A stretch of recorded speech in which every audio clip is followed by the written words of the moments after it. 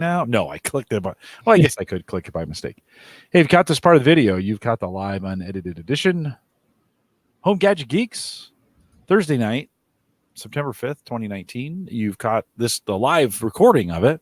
It's okay if you're here on YouTube or out there on Spreaker.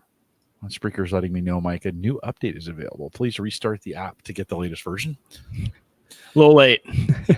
Oops. Do it after the show. You got the recorded. So if you're listening live, jump in the chat room. We're really the best. We're on YouTube. That's where we're at. That's really the best place to watch is on YouTube. So coming over to the averageguy.tv/live. You'll see the video. You can watch it there. If you want to join us in chat, there's a live link right below the video. Click on that. It'll take you to the YouTube instance. Chat room is there. Jump into live chat and let us know you've arrived. I see Andrew and Joe already. Welcome, guys. Good to see both of you. We'll get started. We're actually early tonight. We started a little bit early. Mike, I've gone old school tonight. So a little. Hey, Beer Brothers. Nice. Yeah, and I have one. I have this, and I have one other one saving. I actually sent you a picture of this over the weekend. This is the Cross Train Moo Moo. It's a milk stout, and it is so good. Probably one of the best. Oh, it's amazing. Hannah loves it. Yeah, Hy-Vee. I was shocked actually when I saw a new Cross Train there. I wasn't even looking for it, so I grabbed 2 6-packs of it because it was a Husker game day, and not disappointed. And Hannah's addicted more than me. She loves it. She's a stout girl, which always surprises me. I forget that about her. Yeah. But she really enjoys those stouts, and so she's loving it. And Joe, that hot sauce, I used a bunch of that on Saturday. It was so good. I put that stuff on everything now. I put it on my hot dogs. That's what I was putting it on. It was so good. You think you could? Can you get a growler of it at the brewery? You know, that's a good question. I think you can get a growler of pretty much anything at Cross Train. So I have to check into it. So maybe it's Sunday. Well, now I'm doing Corporate Cup this weekend, so I won't be driving out that way. We were downtown Monday night, holiday, right? So I took the girls down with me. We got Ikisan ramen, which was super great downtown. And we're out walking by, and Brickway is down there. So I had picked up, some of that lime. They had a lime pilsner. Yeah. Lime pills. It was pretty good. I thought, I wonder if they had any left. And I was going to check to see if they had any of their Oktoberfest that was out. They've sold out of their Oktoberfest. They're like, yeah, we put that out about 3 weeks ago. It's gone already. I'm like, dang. All right, we'll have to find it in the store. And then 2, no, they were out. And so I wasn't like totally disappointed, but it must have been on my face. Because Sarah goes, you want to get a growler of like Oktoberfest? It's like, God, that's so great that she would just suggest, like, you just want a growler? Oh, you're such an enabler, but yes, I do. Right? Well, and I'm like, it's Monday, and I don't think we drink enough Oktoberfest to get a growler on a Monday when we're all going back to work on Tuesday. So I said, that's something we probably need to do on a Friday night when we're down here. And drink some of it that night. Yeah. It's surprising how much is in a growler. Oh, yeah, definitely. When we were in college, what was that restaurant downtown? That Rock Bottom restaurant. They used to have a certain night of the week. I think it actually might have been Thursdays, and their growlers were half off. And if you brought your own growler back in, it was even more off. So we each had a growler, and we would just get on our longboards, head down there, fill it up, and come back. And it was like a weekly tradition for our dorm room. Like senior year. It's kind of the way to do it. Yeah. For really good beer. Right? Oh yeah. Yeah. It's kind of the way to do it. I need to do more of that. And I'd done growlers with Upstream down there. I've done those there. I did them with the place that was down by the river. Charlie's. No. Yeah. No, and Charlie's on the Lake is out west. Stores. Yeah, well, it was Stores. Even before then? Before, yeah. Well, no, I did it when it was Stores. Okay. So I went down there, and the guy sold me a growler. 3 days later, they went out of business. I was like, why did you say you were going out of business? I was trying to help them because they were struggling down there. And I thought, well, that location has struggled no matter what it's been. Yeah, well, there's nothing now, right? They tore it down. It's flat.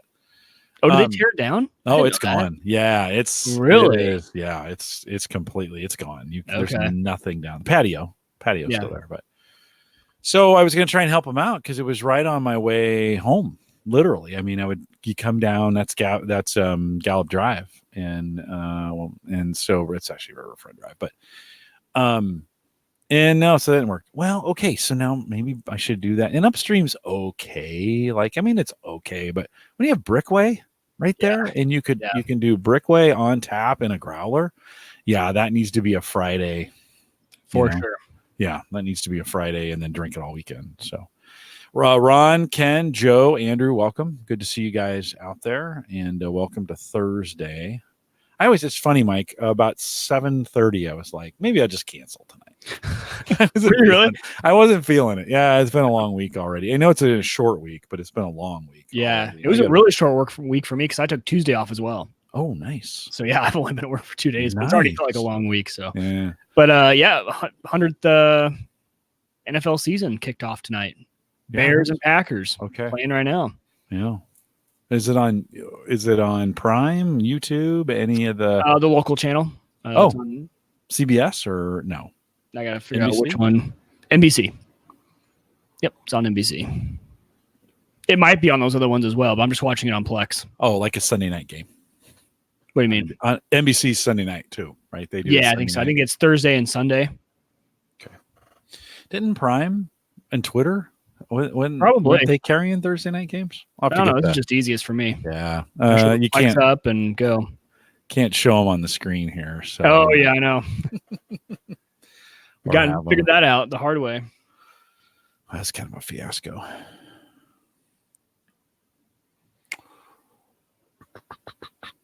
All right, I think, Mike, let's just kick this thing out. Anyways, so I was just struggling a little bit today to kind of glad you kept it on. Get in the zone.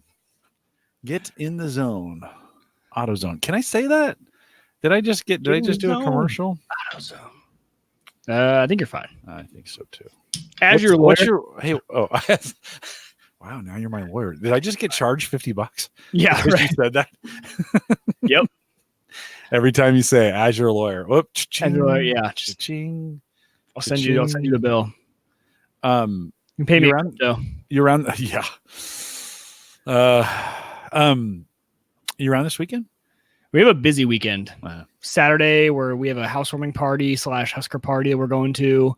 Sunday, I've got someone coming over to they want to build the board with me. So those cornhole boards, they're like, can I build it with you? My sons need to kind of learn to work with their hands a little bit. And I was like, yeah, that'd be fun. Come on over. So they're going to come over and build. And nice. Yeah. Okay. I told Ed we were smoking last weekend, and then he was like, oh, cool. Did you do it? Yeah, we did. No, we didn't. That was my bad. No worries. He's coming on. Did you see the schedule? I did not see the schedule. So 10/3, October 3rd, Ed Sullivan's coming on. We're going to talk humidor tech. So. And before I forget, because I might forget later, what is it? The 19th, I am out. Oh, I don't have a guest for that. So no, it's no worries. I'll get one. Mike is out. Or we'll just take the night off. It's not a big deal.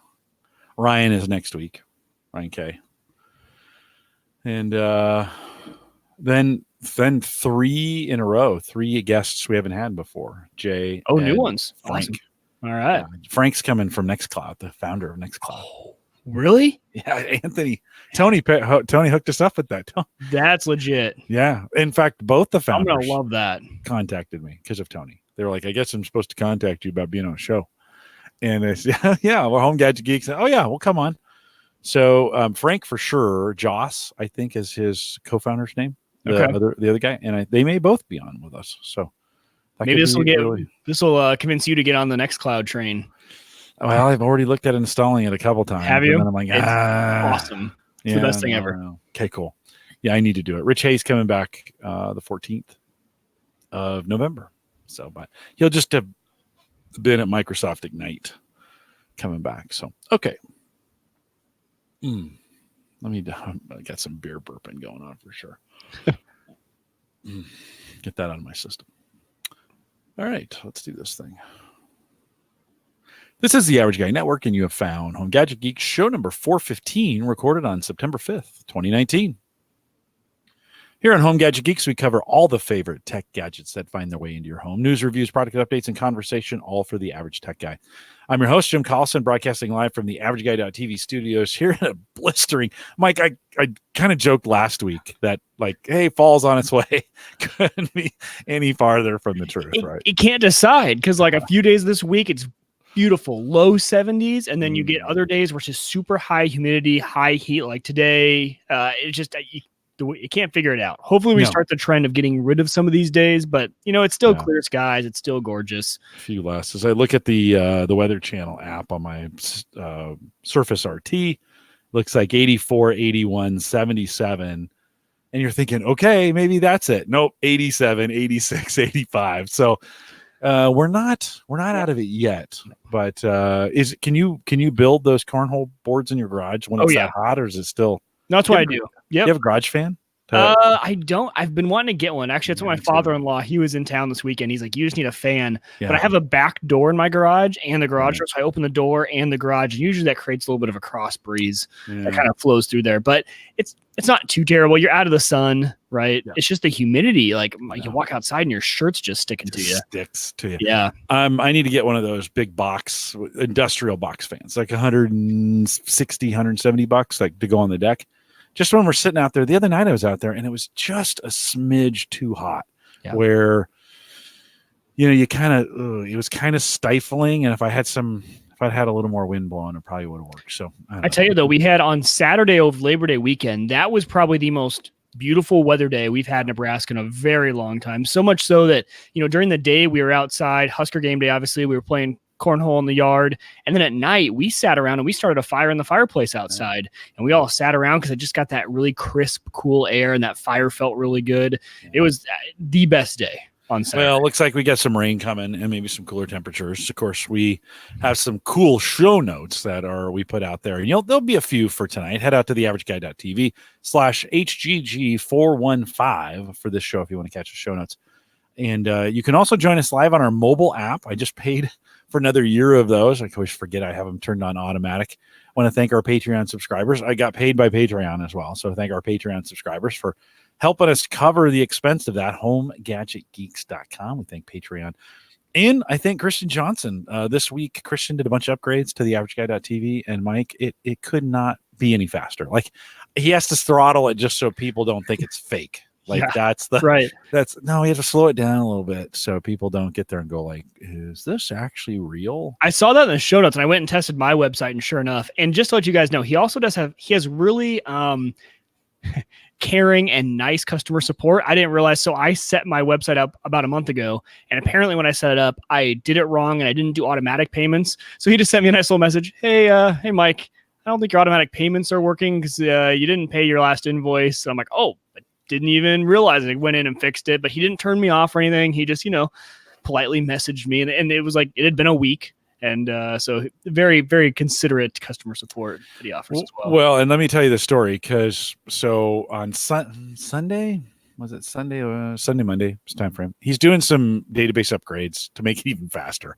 And he doesn't have to. Like, it could just be the way it is. It's already blazing fast. Oh, my God. It's incredible as fast as it is. And as stable as it is. And so he pings me. He's like, hey, do you got a backup? And I was like, yeah, I'm pretty sure I set up backup on that thing. Let me go find it. So go out to Dropbox where I've set the backups to go. There's no backups out there. There's some old backups from another website I used to consult on. And there's some ones from 2012. And 5 years ago, 2014, 5 years ago, I shut off the backups for some reason. This tells you how little I've thought about backing up my site, because I just trust Christian. Like, he wants me to have my own backup copy. He's like, no, it's best practice if you have your own, but I got your back. So like, I hadn't backed up the site in 5 years. So the backups that were on the server, because I use WP backup or something like that. So the copy goes to the server, copy goes to Dropbox. So we have it just in case. Well, so he restores from what he thinks is my backup.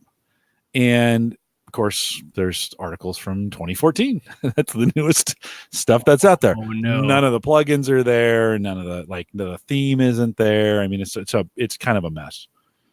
I'm like, dude, I am so sorry. Like, I haven't run a backup in 5 years. And first of all, how do I get this far? How do I go 5 years without thinking about a backup? That's how rock solid it is.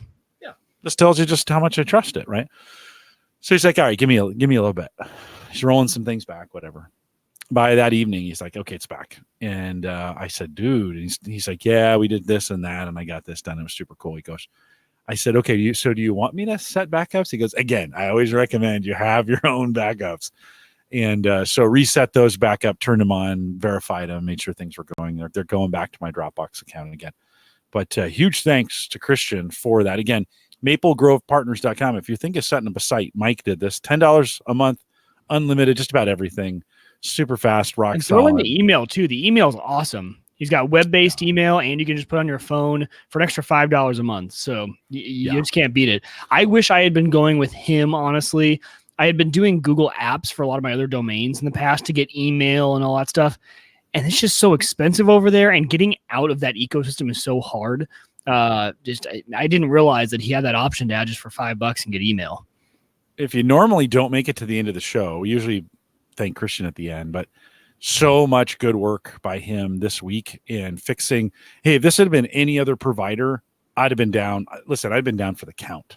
Like, I didn't have Mike. I literally, I had October 2014. That's all I had. And could I have reconstructed it? Maybe not without, it would have been weeks of work to put all that back together. And so, and there's other providers that do that as well, but Christian did a bang up job. Very little drama, took care of it. Christian, thanks for your work. And if you're in, like I said, if you're interested in starting a site, maplegrovepartners.com, plans are $10. Get out there. They're as little as $10. Get out there and get that done. I want to thank Ross Brand, did a bang up job. Ross is the master marketer when it comes to audio and video, and he marketed that thing all week, and it may have set records as far as viewers and those kinds of things. So Ross, thanks for your time last week. A lot of time talking about YouTube, a lot of soul searching on my end. What am I going to do? I kind of just decided, Mike, at the end. So if you haven't listened to it, spoiler alert, I've been struggling. How much more work do I do to make YouTube work for me? And I'm going to just keep doing what I was doing. So if you're watching this on YouTube, I'm just going to put it out there. I'm not going to try and game it. I'll put tags, and I am going to change the album art so it looks a little better than just just the green Home Gadget Geeks. The reason I did that, Mike, is that way I thought people would be able to find it quickly on YouTube. It would set it out. That's a very distinctive logo. Right. And so if I were looking through YouTube for my stuff, I would see it faster because it's the brand. Apparently, I don't get any honor on YouTube for doing that. They want these crazy pictures of people, and then words and yellow letters and maybe some of the ugliest art I've ever seen. It's ridiculous. Yeah, and it just goes back to that thing of, do you want to find new listeners? Because the thing you just described is great, actually, for me. I do appreciate that, because when I'm scrolling through, I notice the logo, but I'm someone who's already looking for your podcast. If you're looking to get a new audience, it's just not going to attract someone to click on it, right? Yeah, no, so I guess not. I guess not. It's not the, oh my gosh. I guess, oh my gosh, you wouldn't believe 20 pounds in 2 days. You won't believe what Mike said next. Yeah. We had a good time with it. It does cause me, man. I get all wound up. I get wrapped around the axle on this. On all Friday and Saturday, this is all I thought about. And I tried doing I thought, okay, I was going to break some things up and do some other stuff. And then I said, you know what? I'm not happy doing all those things. So yeah, I'm not going to get the reach on YouTube and some of those kinds of things. I'm just not happy doing them. It doesn't make me happy. And what makes me happy is blowing through the production, dropping this on audio. We're getting, 600 to 800 downloads now on the audio. The video RSS feeds do pretty well. They're 100 plus on both sides, sometimes more. Good enough. And listen, if you're listening to this right now, you're in your car or you're walking the dog or on a bike or whatever, I appreciate you just listening. I think we just want to be a community podcast. And I don't know if I want to deal with all the negative garbage that comes along with tens of thousands of subscribers. We do have 1,000. I think I have 1,200 subscribers out on YouTube. It's not enough, but it's still good. It's still good. And I appreciate your guys' loyalty to the podcast. So great discussion, caused me to think a lot, Mike. If you guys have any feedback on that, if you want to tell me what you like, or you want to tell me what you prefer, or some other things, or just tell me what to do. Apparently there's folks who love to tell me just what to do. You can send me an email. Jim at the average, I'm joking. Not really. Jim at the averageguy.tv. And I love to hear from you. I saw Tony put in a comment. Tony, thanks to you. Tony is getting great at getting guests on. And so Frank and Joss from Nextcloud are coming on in a couple weeks here, 3-4 weeks. And so Tony, thanks for getting that done as well. I got emails from both of them, and they were like, I think it was on Twitter, and they're like, apparently we're supposed to be on your show. Okay. Apparently, well, yeah, that sounds great. That sounds awesome. They said they like coming on shows in doing this. So Tony, thanks for that. If you have somebody you want us to interview, we've got after next week, Ryan is coming on. So it'd be fun to have him on. He came into Omaha. Mike and I got a chance to meet him at Pizza West and meet his family and enjoy time. He'll be on next week. 17th is a little open at this point. Not sure where I'm going with that one. And then 3 brand new guests you've never heard from over the next 3 weeks. So you kind of want to stay tuned in to all those things that are going on. Join us in the Facebook group, facebook.com/groups/The Average Guy, or I think you can just go to theaverageguy.tv/Facebook. And then Discord, theaverageguy.tv/Discord. Mike, you have been building cornhole. Like we just talked about this in pre-show. Like you do nothing once. No. And so tell me these cornhole boards. For everybody who knows, it's a game, kind of a board. It's 4x3 or whatever, 4x2. Yep, 4x2 in a hole, and you throw the corn bags with corn in them. But what got you into building these? And this is going to lead to a kind of a tech tip gadget that we have for you. But what got you into building these things? So it started, a while ago, a few years ago. I was over at a buddy's house, and his dad, actually, we were hanging out as a college roommate of mine. His dad happened to be working on one of these, and we helped him for an afternoon, and it was a ton of fun. And it was just, I saw it as a really cool project. And cornhole is one of those things. If you're a tailgater, really anywhere in the U.S., but it's especially popular here in the Midwest. People just really like these cornhole boards, and they sell them commercially at like your Scheels, your Dick's Sporting Goods, your outdoor stores, but they're extremely expensive for not very good quality boards. So you're going to pay like between $160 and $200 for some pretty flimsy, not very well put together boards. Decent. I mean, they'll do the job, but you can build it a lot better. So we have a very cheap set that had been getting us through, and they finally started to wither away. And I was like, you know what? I'm just going to buy a new set. It's Husker game day. So this was last week. I was like, I'm just going to buy a set. And I started looking at the prices. I'm like, this could be kind of fun. I could build one of these. And so they're okay. Let me go and see how this goes by myself, because I've done it before, but I've never done it all on my own. Right. And so went to Lowe's, and Hannah and I threw together a set for ourselves. And I can actually show a picture real quick here of that while I'm talking. But so what got me into it was really just, I love building. And when I go to work and I have to use my brain all day, and I'm just mentally exhausted, coming home and working with your hands is just one of the best things ever. I've learned that about myself, whatever it is. You see all the tools behind me. I'm usually doing projects back here, whether it's building stuff for Hannah. We built a coat rack, and I just really enjoy it. And so I went to Lowe's and I grabbed all the parts, and I realized that this is actually, they're not too expensive to put together, but they take a lot of time is what they take. So what I've learned in this entire process is if you are paying someone to make you a custom cornhole board, so long story short, ours went really well. So now I'm making them for other people and selling these boards. Just know that if you see the price on these things on a Facebook marketplace or something like that, and you start to kind of balk at the price, these take a lot of time. And if it's a very well put together set, you can easily throw these things together and do a sloppy job. If you're taking the time to do it right, it takes a long time. So you're paying for someone's time. But let's see here if I can share just an application. I'll bring that up and I'll throw it into the video. Mike, oftentimes when you're building things this way, and I'm a big This Old House, and if if you've watched This Old House, you know that they make jigs for everything. The guy, I forget his name, Tom Silva, who's their main carpenter. He has a jig for everything. We're going to talk a little bit about a really cool jig that you're doing for this, but you're showing this. These are some that you just made. Yeah, so this is the set that I made for Hannah and I. And so we put we got the frame all together, and we obviously taped down a kind of custom design, and then we used a combination of stain and paint. So obviously the dark side there, it's kind of hard to see in this photo, but you can still see the grain. It's a stain. And then we painted the line in.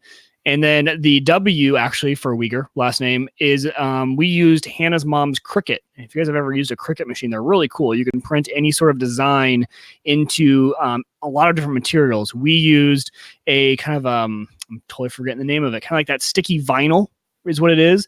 And then I was kind of worried about that peeling off, but really you have to do so many layers of polymer on the top of this thing to get it to slide right.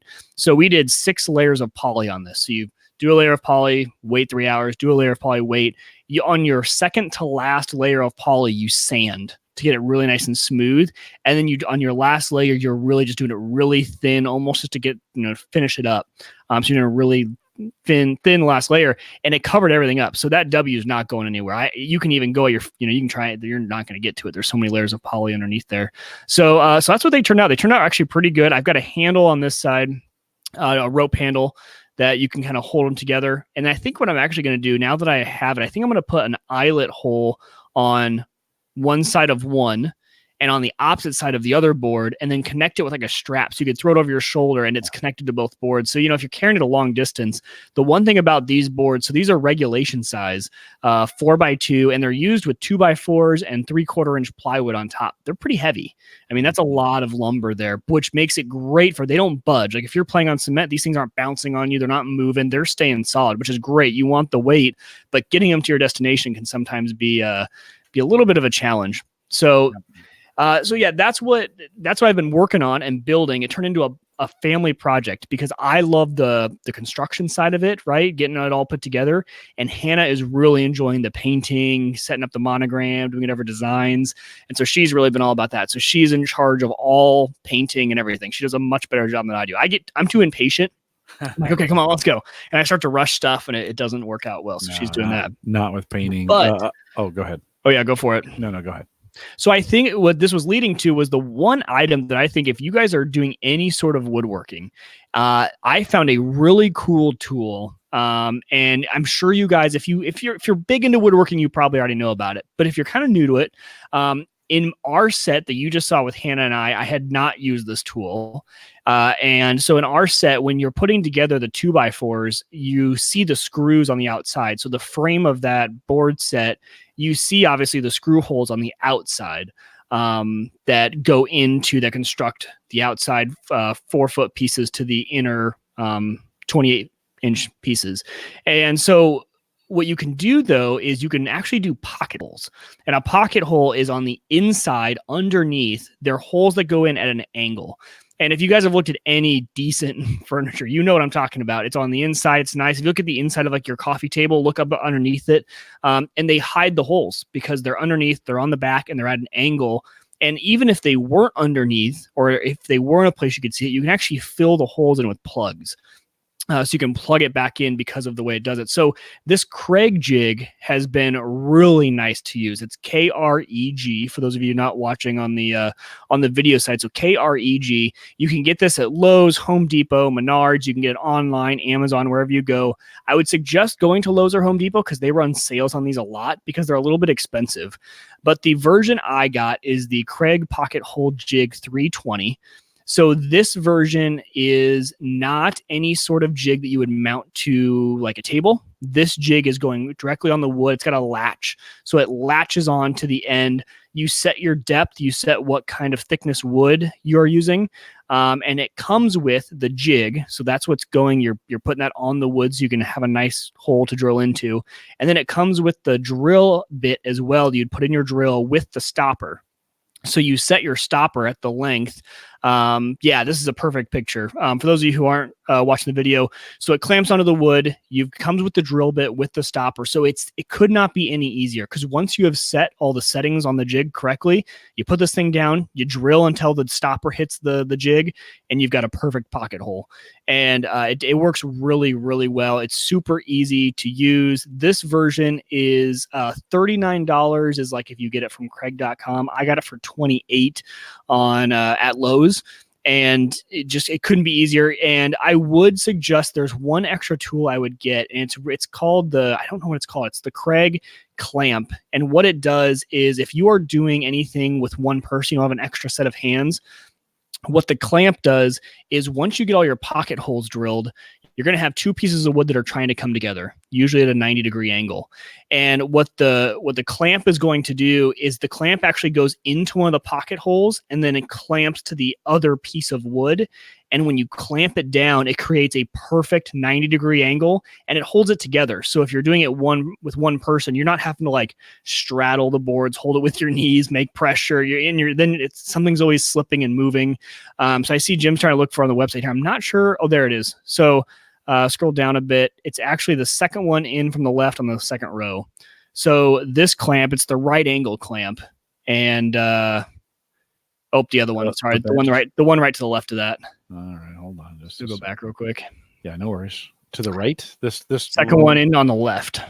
Second one. Oh, this one. This right angle clamp. Yes. Okay. Super simple. It's actually pretty expensive. Yeah, it's like $40. But it is worth its money because of the size of just the way it's constructed. You're not going to find another clamp that can do this very well, because it actually goes into the pocket hole and pulls that thing together at a 90-degree angle. So you're getting right in, you've got the right spot. And then you can always just, since you're doing two pocket holes, when you take one screw out, you can put it in the other hole if you want to, and clamp it together. So it really, if you're a two-man shop, you probably don't need this if someone can help you hold it at a 90-degree angle.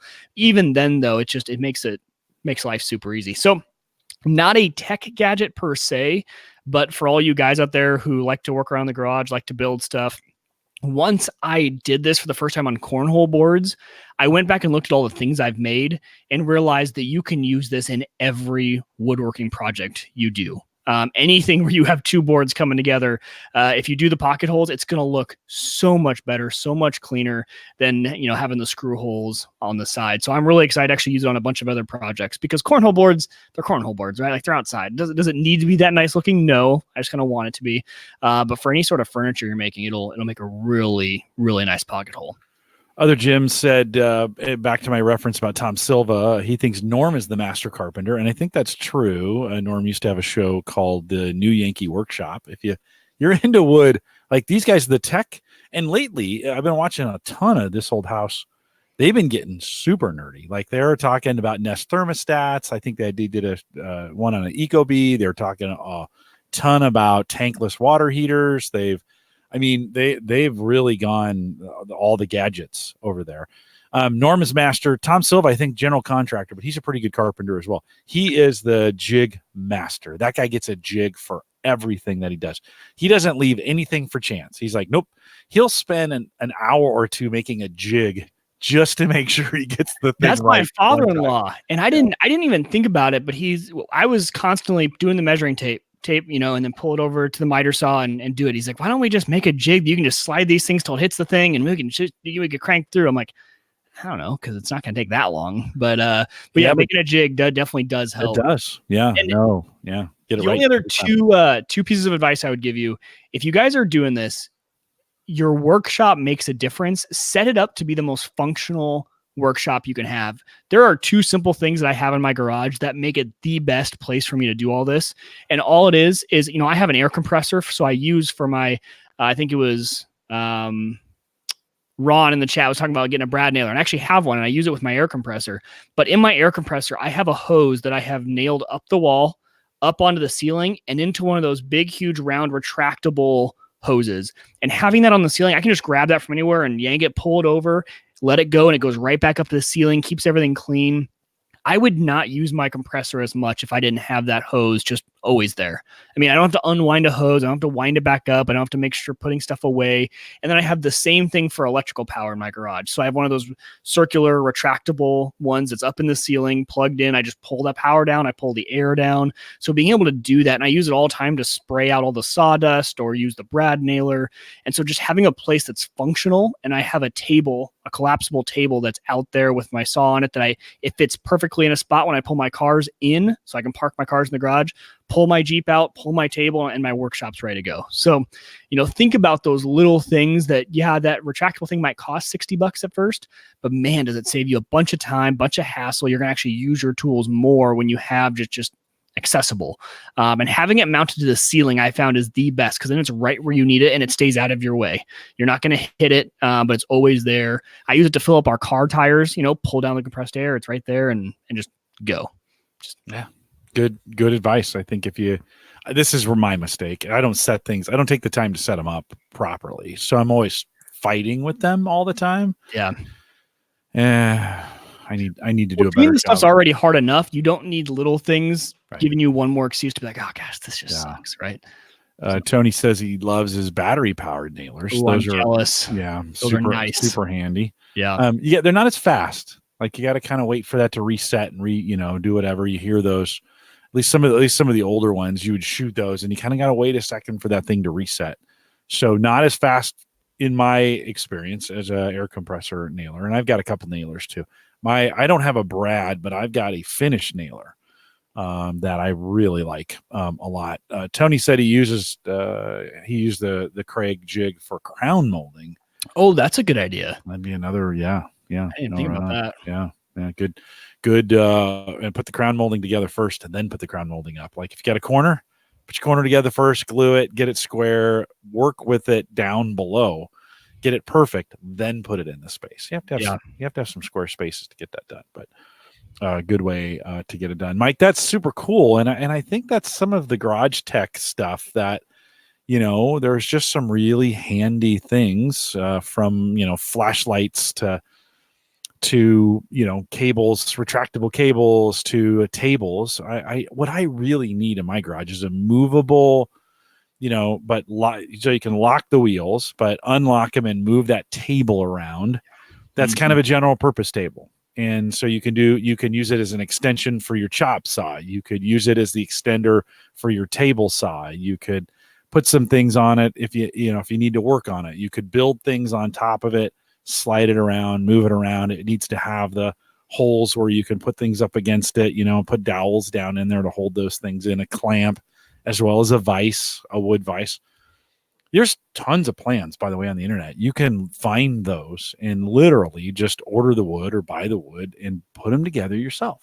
Yeah. And it's another project for another weekend. Are you building these things and selling them too? Is that what you're doing for people who want that? Yep. So, we're not shipping them anywhere, so it really have to be local. No. But then the other basic thing about the garage, I forget about simple technology. Like, I like listening to music in the garage. Sometimes you forget the simplest solution is just the best. Just a $25 now, I think they are, Chromecast audio. Just get the audio version and plug that into a speaker. And then I've got my phone there with Spotify that connects to a Chromecast audio, and you've got wireless music going wherever you need to. I kind of forgot how nice those Chromecast audios are, because a lot of times you don't want to, I don't have a TV out there. I don't watch TV in my garage very often, but I still want to be able to listen to music. And those little Chromecast audios are fantastic little devices that still work really well. Years ago, I got a little Bluetooth audio box. This one actually will take phone calls as well. You can attach Bluetooth. Cool. This guy will speaker to it. I have found this handy. In fact, it's kind of dirty because I just grab it, turn it on. I leave it plugged in all the time. Turn it on, Bluetooth. It's already recognized on the phone. I can play anything off of it. Move this thing around. Just kind of really handy. Yeah. Power. I have a line into it if I want to do it. I reviewed this Alexar when we first got it, but I think having a little handy portable Bluetooth speaker, also not a bad option to have, traipse around the yard, have one outside that that you can use kind of in a pinch. It needs to be handy. That's the thing. Like, if you've put it away somewhere, you may or may not actually go find it to get it out. It is kind of one of those things. I find when I just leave it in the garage, charging in the garage, although that's not the best for it, right? It gets pretty hot out there and it gets pretty cold out there in the winter. Not great for the battery. But I find the more handy it is, the better. I've actually found I'm putting a lot of my battery. What am I from? Battery. Wisconsin? Yeah. My battery. So I put a lot of the batteries on the. We have a pantry right before you go outside, and it's got power right behind it. And it kind of rigged up just a battery station. It's inside, so there's not temperature fluctuations. But it's kind of not inside either. Like that pantry area kind of is an extension of the garage, so to speak, in everybody's mind, right?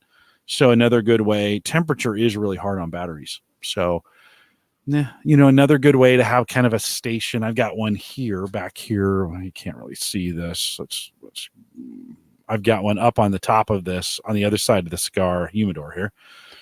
It's kind of the battery station over here. Everything, Xbox battery, anything that requires a charger, any kind of those things, all in one place, right? About a 5 little tower, 5 USB and some power, right? You got one of those too? Yeah, same thing. I got it right over here. You can't see it, but it's over in that corner of the workbench. I've got power running over there to chargers, and then I've got actually in the slot where the workbench came in, that's where I just store all the rechargeable batteries. So all the rechargeable AA's, AAA's, things like that over there, drill batteries. And then for the drone, I actually ran the charger right over to where those batteries are. If I can point to it, those batteries for the drone are right there, and I just ran the power right there, so I can just charge them wherever they are supposed to be. No, super good organization. It helps. I know I'm not the best at it, to be honest with you, but Mike, we had when we had shots of history, Cody Wheat. There we go. When we had Cody Wheat on the podcast a couple weeks ago, 2-3 weeks ago, he talked about making the perfect ice balls, right? And or the perfect ice cube, right? So of course we couldn't be. Let me switch over to this as I share my screen, because you'll want to see this too. Maybe this is a good one to come watch the video on. So I got a tweet. Peter sent me a tweet this week to both of us. Said, hey, here's what you guys need for the next cocktail. And LG's new refrigerator promises clear ice balls for your home, neat pours. And so if you move into that, you can see the LG's new making these things and blah, blah, blah. And it's got a little section for it down here below, and it'll make it for you. And then you kind of go, wow, I wonder how much this thing costs. If you're and I know it's not just the ice balls that make this thing expensive, but $43.99. Ooh, yeah, yikes, right? But Peter, thanks for sending that tweet in. I don't know if I could. That's a pretty awesome refrigerator, though. Look at that with the InstaView. Yep. Yeah. And by the way, there's a button you can push in it. It obscures the view into the fridge, so you can either have clear or I'm sure it's a white kind of whatever that is. Yeah. That, frosts up that glass. And what's really popular on these kinds of fridges is the door is actually a double door. So you open it once and you get to some set of shelves. Close it, open it on a different handle, and it grabs that shelf and pulls it with it, and there's another set of shelves behind it. Oh. And I was out with Sammy. I don't know if this is one of those. You're getting a good look at the shelf there. I don't know. Let me see if there's a picture here. Freezer on the bottom. They don't. I don't know if this was one of these, but I was out with Samantha, and you've all heard her on the podcast. She closes it. She goes, what's this handle for? She grabs it and opens it up, and there's a whole other shelf behind it. And she literally just goes, blew her mind. She's like, what is this wizardry? And so a pretty nice fridge. So Peter, thanks for sending and Tony, you're really good about doing this too. Tony has some of the most interesting tweets. I don't know how he finds time to do it all, just to be honest. He must subscribe. He finds good stuff too. Yeah, he really does. I want to know on this fridge, how are they making the perfect ice ball in a fridge freezer?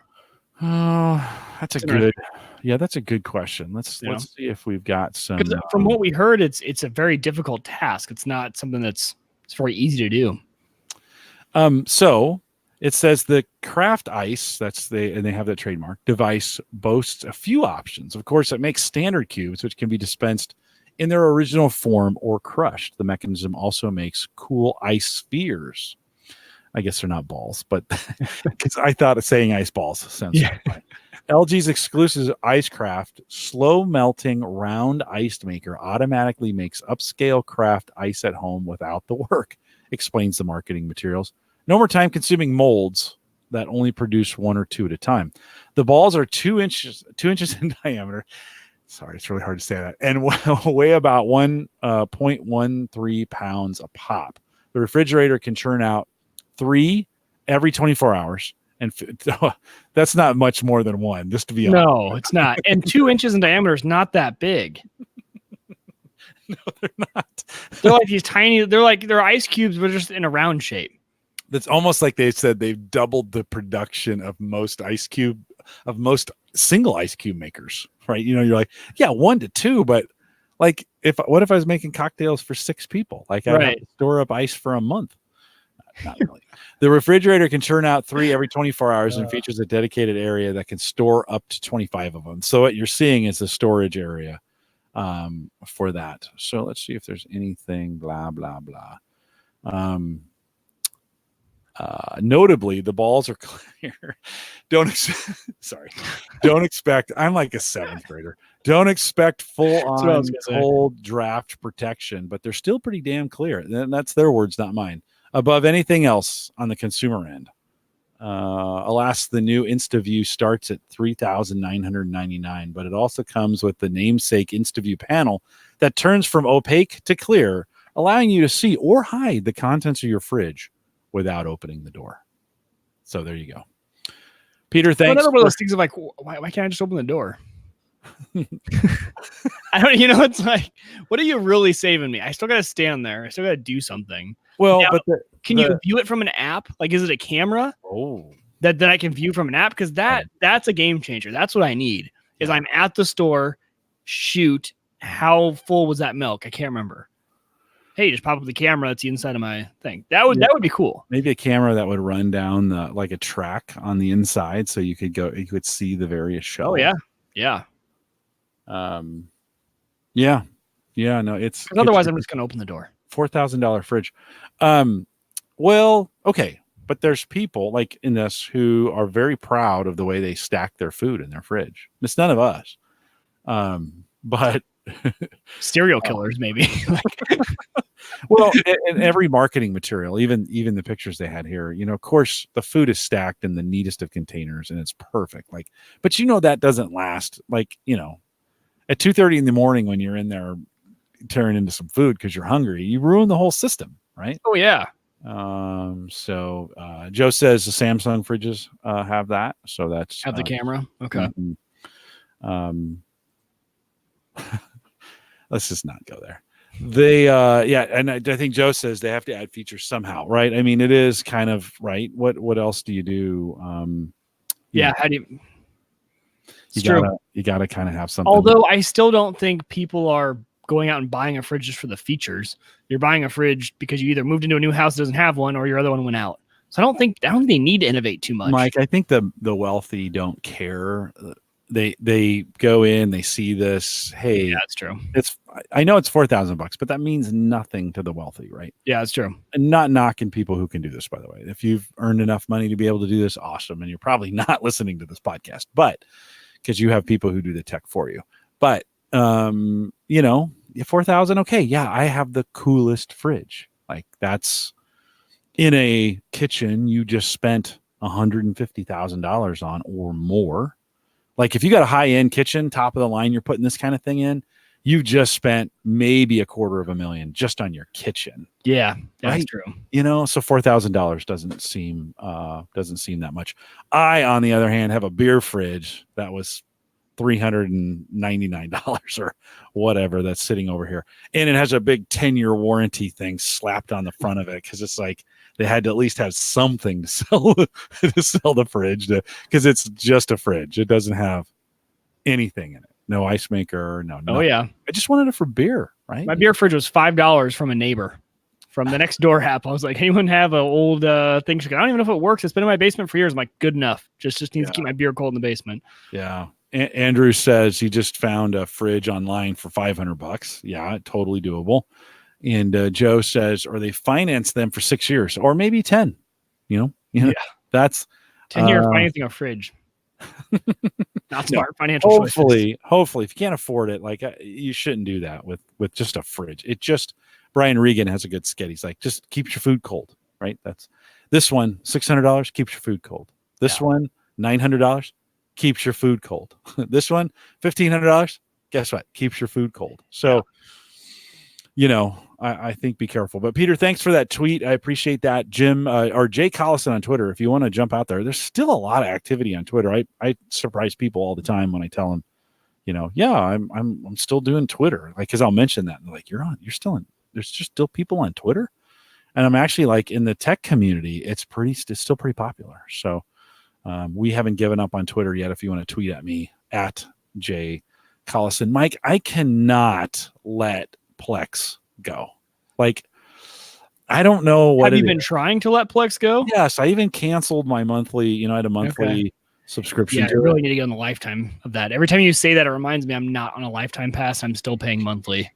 Yeah, and there was just a deal. I think there was just a deal for a pretty inexpensive $100 maybe for lifetime. But here's the deal: like I've quit the monthly pass enough that I'm like, I don't know. So big stink in the Plex community over the last week. They made an announcement 2 weeks ago. They're getting rid of the TV interface, and then they backtracked on that. Good conversation over with Josh and Richard over at Entertainment 2.0 on the podcast. If you're not listening to that, you should be. Those guys are pretty great, super thorough, real pro. You want to head over there and listen to that as well. So a bunch of conversation. They backtracked on the TV, but they're like, oh, okay, we'll keep it around kind of for a while. Not my reasoning. Football season's coming around again, and I don't know what sparked it, but I just said, I think I'm gonna give Plex another try. I've actually installed it on the NVIDIA Shield, and so I'm using the Shield as kind of the server for that. Right. And I was having a lot of problems with it. Like it was stuttering, and I always watched through the browser, right? I always watched through the browser on Chrome, and it was stuttering a lot. And I really thought it was the NVIDIA Shield. I posted it to the Discord group. I think that's where it went. We had a lot of the conversations around it, and I thought, maybe I should try a native app on this thing. Sure enough, it's the browser. The browser versions, with the way I'm doing it on the NVIDIA Shield, for whatever reason, cause the video to stutter. Now, not all the time, but it'll go for a while and then it'll just skip. And it'll go maybe for another 2 minutes and then it'll just skip. Oh, and this is live TV you're trying to watch? No, in this case, it's just the recorded stuff. That's even worse. Yeah, I have plugged in a 500 gig hard drive on the dock, USB 3. Plenty fast, should do it just fine. Shouldn't be a problem there. Just for some extra storage on that thing, works out pretty well. So I use the Windows app and no problems. Plays perfect. Actually, it looks great. Some comments. I think it maybe Simmons, Jason, right? Jason Simmons. Did I get that right? Is it Justin? Yeah. Simmons? Justin said he thought he thinks the app is junk, and that's not the word he used. And I respect that. I don't use it a lot. It's not the greatest. The Windows app is not the greatest, but it did play really well. I mean, that Windows app looks beautiful compared to the browser app. And so I don't know. It was one of those things. And then of course I heard about all this controversy around them giving up support on the TV, on TV mode and some of those other things. So it got me kind of digging into it. But Plex just kind of continues to hang out there. And then this week, an article came out in The Verge talking a little bit about how Plex's plan is to kind of be the center of everything. So not necessarily trying to provide Disney Plus or Netflix or HBO content, not be the originator of it, but be able to push that kind of content through Plex so you can go to one place to get that. And Mike, that seems pretty attractive because we've gone a la carte on all these things. You can do this on your Roku app. You can do this on your NVIDIA Shield, right? You can kind of consolidate these into at least one device. Does that, say Plex gets this, right? Does that make Plex any more attractive? Well, yeah, especially if they have unified search, right? So if your search capability in Plex will search through all of those services and show you, hey, you're in Plex, I'm going to pull this from Netflix. If it just consolidates it from all the different services you pay for, yeah, I don't see how they're going to be able to do that though, because I can't see a scenario where Netflix, Amazon, Hulu give up their interface. That's how you stay in their ecosystem. Yeah. Right. That's how they recommend stuff to you. That's how you find stuff. So I don't know how successful Plex would be. Right now, it just works well for me because of, it's where our TVs and movies are. It's where we put them. It's where we store them. It works really well, and it works well to share it out. And so it's what works well for me.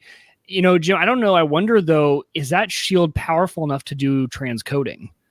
Because, I've noticed, because I have a full, my Plex is running on an i7.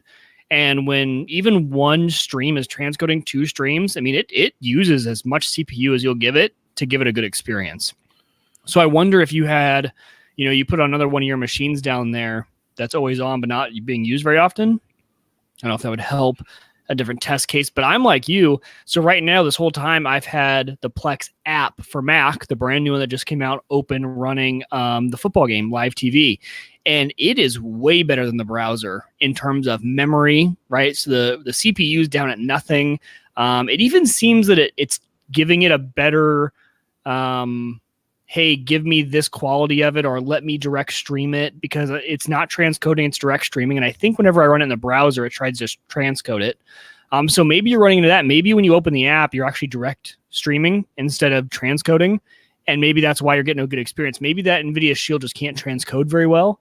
So maybe the app's doing a better job at giving it an ability to do a direct stream. Yeah, the Shield is hardware optimized. So, it's just one big video processor. Okay. That's all it's supposed to do. But I think you're right. Even that being said, and I'd welcome your comments, Jim at theaverageguy.tv, if you want a dialogue on this in our Discord group, Facebook group, whatever. But I think I don't think the browser version of it is good. Now, this is where Plex is in their announcement of getting rid of some of their app stuff. They're trying to push everything to the browser. I don't know if the browser's is good, just to be 100%. No, I think they're the opposite. They're trying to push everyone to an app. Okay. That was I thought, because when they killed the TV functionality, they were like, hey, look, we've got a web app that does this, and you can just use our web app. That's what they said when they were doing that. So, it's kind of, which I was like, I don't know if the browser experience is the best experience. Functionally, it's got everything functional you need. It's actually laid out pretty well. They've been working on the menuing systems, and it's hard to do, anytime you create an app that does a million things, right? And Plex does, including giving you all the control that you want to change anything. Like you go into the dashboard, it's pretty complicated. It's got a dashboard now that monitors what's coming in outside of your network and what's being done on the inside of your network, right? I mean, it's pretty good, but options equal confusion. And I think in some of those cases, it can be kind of confusing of finding things. When an app gets that complicated, I have no patience for people who say it's not intuitive. Now, there are times when you can create things that are complex and make them simple. But to be honest with you, anytime things are super complex, it's going to take a little bit of a learning curve to figure out just where everything is. It's like flying. That's why pilots have checklists. It'd be like a pilot coming into an airplane, which, by the way, we've been flying for a long time now, and saying, yeah, these controls aren't very intuitive. There's too many of them. Well, you kind of want some control. Yeah. You know what I'm saying? Anyways. I'm having a hard time walking away from Plex. I really like it, and Joe was saying in the chat room, he found lifetime pass deal for $75. So I think there are deals going on, and that's probably the right thing to do, is buy it at that price, right? When it gets in there. But I want to love it. I want to do it. And then, I don't know why. I I guess maybe I feel like sometimes I shouldn't. You know, Well, because Windows Media Server is still working for you, right? it is. Yeah, it's working for Sarah. Let's For be Sarah, 100% yeah. honest. I don't use it. I don't ever use it. Once that stops, though, Plexel, and I think, but quickly going back to your point of when they were talking about, there's a browser. I think what Plex was saying there is, hey, like we have all these apps that are built into platforms like Roku, Apple TV, Xbox. Really, anywhere you want the app, you can get it now. And if you do want to run it on kind of one of those PCs plugged into a TV, I mean, the one way you still could do that, they're saying like technically you can with the browser is what they're kind of referring to. But I think they want everyone to go to the app. And I know Joe mentioned it and people mentioned it in the weeks past that the one thing it's missing is HD audio pass through. And that's true. Hopefully that comes in the future. It is the one downside of that. But overall, the Plex experience, I use the app on Mac.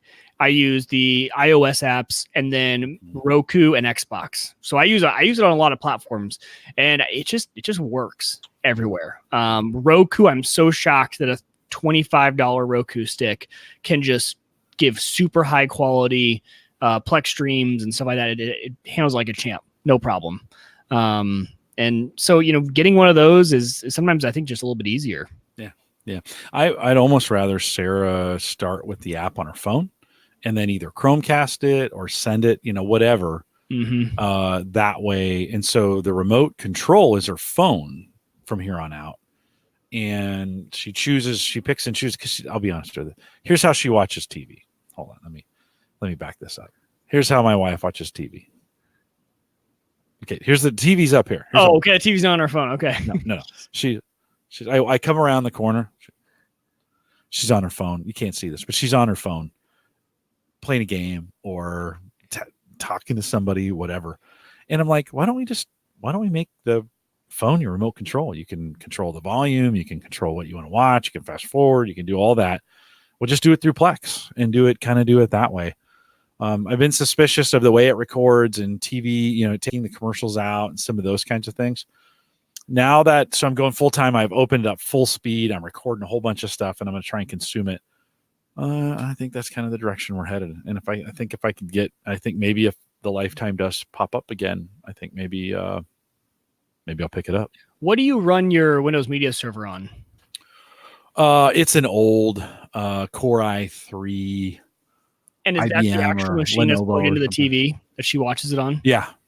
Okay, so that's it. Okay. Because I was going to say, if you don't end up doing that, just make sure what's going to turn her off is if she has the same trouble you did, right? If you're running it as a server on NVIDIA Shield and the Shield doesn't have enough transcode power and she's constantly buffering and running into problems, I think you're going to lose her pretty quick. So, you probably have to either put Plex on that box then when you replace it, or just put Plex, the server, on one of your beefier machines down in your basement, and she can do it remotely through an app on something up there. Yeah, I'll have to try that out. You could switch it out, right? You could use the Shield as more of the client instead of the server. I actually think I could run. I have to test it, but I think I could from the app on my phone, from the Plex iPhone app, bring it up, Chromecast it to the TV. Oh yeah, and I think I'm going to get some pretty good quality that way. And yeah, you probably could. Just get her used to the app on her phone. It's Android, so that would be pretty easy. Plex has got Chromecast abilities, or again, you could do it Roku, whatever. Worst case scenario, just get another NVIDIA Shield, and so still continue to run this off the Shield, but run it up there. I want to keep it as simple as possible. To me, it seems to just make sense to make her phone the control for what we're doing. So. I think that's the direction we're heading. I do need to test that. So I'll spend some time kind of getting that done this week. Plex just does not want to let go in that area. It just does not. And man, I watched some football games on it this last week, and God, it looks so good. It looked great coming off the HD antenna. So super cool. One of the other things, long-term projects I've been thinking about is a generator. So from time to time, we've had some things come through. We had a tornado come through a couple years ago, wiped us out for 4 days. Took forever to get the power back on. I almost ended my marriage that week because Sarah was not very patient. We lost a bunch of meat, and there was some mistakes on my end. But So I've always thought, it'd be kind of cool to have for $1,000, I can get a really nice, pretty quiet Honda generator that would at least run the fridges, right? So last night I'm surfing around a little bit looking for some things on like to talk about tonight. And there's kind of a new line of these battery powered generators is what they're calling them. And they give you the ability, you can kind of see here these generators are sitting on the back of a truck. But in the Kickstarter world, Delta is making these in the Kickstarter world.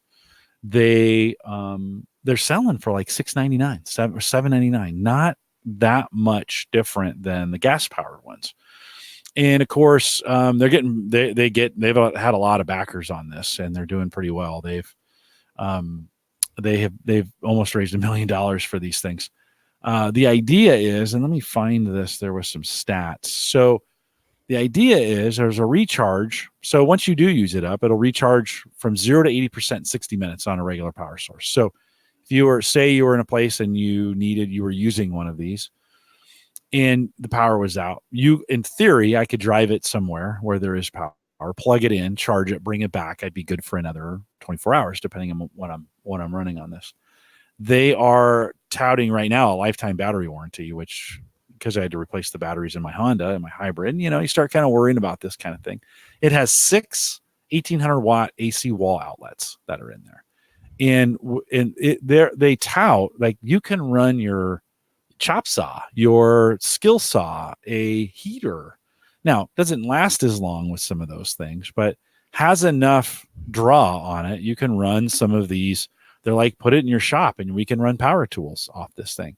Comes with universal solar input. So if you have solar panels, you can recharge the thing back off with solar panels. And, so they do some things. They're really going after gas generators at this point. They're, hey, gas generators, you got all this maintenance, $150 a year. Here's the real cost. Once you buy one of these, the annual cost of maintenance on these things is zero. By the way, we have a lifetime warranty on them. So the batteries, we're always going to replace the batteries on it. On the video, you can see pretty easy. It's got a front input that's got a whole bunch of USB-A and, well, I shouldn't say a whole bunch, but 2 12-watt USB-A and 2 60-watt USB-C, plus 2 28-watt fast chargers that are on the front. So think about it, Mike. You guys have a power outage. You probably have a bunch of things like phones and stuff you need to charge. You could do that right off an LED screen on the front, 6 power plugs on the back. Pretty cool little unit. And they're touting, if you kept this in your electric car, so say you have a Tesla or whatever, and you run out of juice, this will give you can plug this in, it'll quick charge the car and get you another 3 to 5 miles to maybe get you someplace where you can charge up. So it could be one of those things, powerful enough to recharge the car. Again, on video, I'm showing the car. They're doing a demo of this thing coming off of an electric hammer drill, which 850-watt device pulls a little juice when it does. It handles that. When they talk about it, so like a 10-watt light bulb, 36 hours on that. That's pretty easy. Coffee maker, it'll make 50 to 60 cups of coffee. Air conditioner, it'll run it somewhere between a half an hour and let's just say 3 hours, right? I guess it depends on how big the air conditioner is.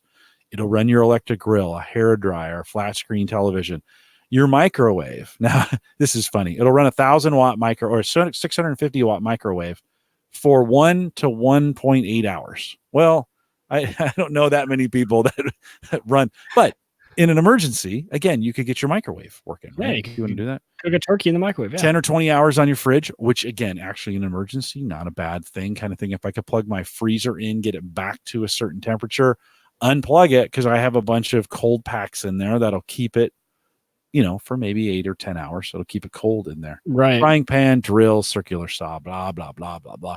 Drones. Here's your drone. It could recharge your drones anywhere from 16 to 23 times. Recharge the laptop 25 times. And run a CPAP. Now, this is super interesting for this. So if you were out somewhere where you couldn't get power and you need CPAP to do this, it'll run it for 18 to 22 hours, and it's dead quiet. So this is actually one of those things where you go, oh, Never really thought about that, right? So multi-purpose, like could do tons of stuff, Mike, as I'm thinking about gas versus electric or gas versus battery. Are we getting to the spot where having a couple battery backups around is enough in this case, or do I still need that ability to put gas in it and run that thing 24/7? Well, I think it depends on use case. So from what you just described to me and you ran through the time they can run all those machines, this to me seems like a perfect camping battery, right? Instead of loading up a big Honda generator when I go camping, throw this thing in because those time frames are perfect for like a 2-day camp trip, 2-3 day camping trip. You're not going to be using a ton of electricity when you're out there, but if you want to bring a coffee machine, if you want to bring, whatever. I don't know what you need to charge, but if you need to bring a laptop, right, if you're working while you're camping, something like that, this to me is perfect because you don't have to bring the gas with it. It's, it's easier, put it in there. I think for more of the home, your power's going out for 2-3 days because a tree limb cut something, things like that. I still want the Honda generator. I think this would be great also for like quick going out to a work site if you are doing something with like construction, right? You need to do one really quick thing. You're heading out there, you don't want to load up the generator, things like that. So I think it definitely has its use cases, and I think that might be actually the first generator I would buy, because for me, I'm not really looking for something that's going to keep my house going for a few days. If I am, I'm going to do something a little bit bigger than that. But I would use one of those in way more circumstances than I would a Honda generator in my every day-to-day life, right? I'm thinking, how many times do I take that Honda generator places? Like even camping, I would love to have one. I'm probably not going to haul it camping unless I had a nice big camper or something like that. But just if we're packing up the Traverse and heading out, I would take that, and that would solve actually a lot of big problems. The drone battery thing is huge. How many times do you go to an event as a drone operator and you have to go find a place to plug in your drone battery and you don't know where it's, if you have that and you can charge it a bunch of times, there are people who go do remote drone shoots, and having something like that would be a big benefit. And like you said, with the universal solar power, you could take that even on a longer camping trip, really. And if you had the solar panel, throw it up on top of the car and just keep that thing plugged in all the time. I'm wondering if it could even run some of like the camping fridges. Because they make the camping fridges that usually you would run off your car, but then you worry about your car battery getting below and not being able to start the car up. So if you had one of these that you then just threw out the solar panel on top of your car, you can run a lot of stuff while you're 10 to 20 hours on a fridge, depending upon its draw. So probably those small camping fridges, not much draw on those. Yeah. Nothing like a big. I was thinking Aaron. I sent Aaron a note when I saw this last night. That's exactly who it would be perfect for. Yeah. Yeah. I was like, hey, did you guys look at these? I mean, yeah, you could build your own battery kind of, like if you're going to put solar, you could put batteries in and get car batteries or whatever they use on the solar stuff. You could kind of build your own battery array. But I think this is way more. 2 of these plugged in smartly, recharging off when you're parked, you recharge these off of your off of the solar panels that are up there. They become kind of the base for you, and they're so freaking flexible. Like this is the thing. You can do so many different things with them and really manage the power load kind of in a way and really conveniently. Ron says they make a great battery, by the way, a battery rig for a ham radio when you have a field day and you're outside, Mike. That was another thing I was thinking about. It would make a perfect field day for ham radio. And then other Jim brought up a good point too. For the tailgate and still hear the game. Perfect. And then his next one, no carbon monoxide risk. I'm thinking when you said the CPAP machine, you can bring this thing in and put it next to your bed. Oh, right. So I kind of think, if you need that kind of device or any kind of medical device and you're in a place, typically you might be restricted to power. In these kinds of things, you could bring this along with you and really fulfill that battery requirement for long periods of time. And so we're getting to that place where these batteries are getting so good, and the technology around this. Currently, Kickstarter, the link will be in the show notes if you want to go out. I'm actually thinking about buying one of these. But because it would fill in a gap even without a gas power generator. It would fill in a pinch where there's some things I could do to manage like I said, freezer. I've actually packed. So we've gotten these freezer packs from HelloFresh, and I've kept a bunch of them at the bottom of the freezer. Just if we lose power again, they're going to help me keep that area cold for a little bit longer than if I had nothing in there, right? That'll help me do that. I can move some down to the fridge. But if I could turn the freezer on for 2 hours, I could probably get that temperature back to freezing, freeze everything back up again, then unplug it and move it on to something else, run the computers or whatever, right? And then in theory, if I needed to, I could take the thing to work with me, charge it up. It charges, you get 100% charge really fast on that. It'll be ready to go to bring home to run various things again here. Now, it's not going to run my air conditioner. Yeah, it's not going to run the heater here in the house. It's not going to be that way. But then neither is a Honda generator either, just to be honest, right? Yeah. You're not going to do that. So I think I sometimes do PA, I do a little DJ work, a little MC work. And when you're outside, that's always the challenge. And if you got a loud generator, and the Honda ones, the $1,000 ones are pretty quiet. Like you can hide those around a corner somewhere and they're kind of a,